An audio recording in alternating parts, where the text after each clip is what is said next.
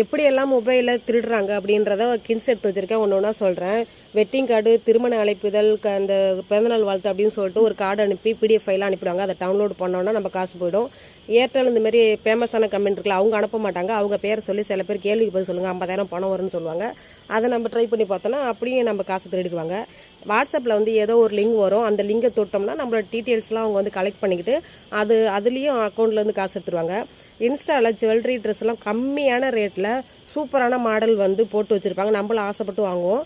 Cash on delivery கொடுத்தால் கூட empty box தான் வரும். குறைஞ்ச விலையில் சூப்பரான மாடல் இருக்குன்னு வாங்காதீங்க. அதுக்கப்புறம் ஸ்காலர்ஷிப்பில் வந்து உங்கள் வீட்டில் படிக்கிற ஸ்கூல் சரி காலேஜும் சரி படிக்கிற பிள்ளைங்களோட டீட்டெயில்ஸ் தெரிஞ்சு வச்சுட்டு உங்கள் பொண்ணுக்கு வந்து ஸ்காலர்ஷிப் வந்திருக்கு, ஓடிபி நம்பர் சொல்லுங்கள் அப்படின்னு சொல்லிட்டு உங்கள் டீட்டெயிலை கண்டுபிடிச்சி எடுத்துருவாங்க. அக்கௌண்ட்லேருந்து பணம் திருட்டு போயிடும். பாதுகாப்பாக இருங்க, உஷாராக இருங்க, யாரையும் நம்பாதீங்க.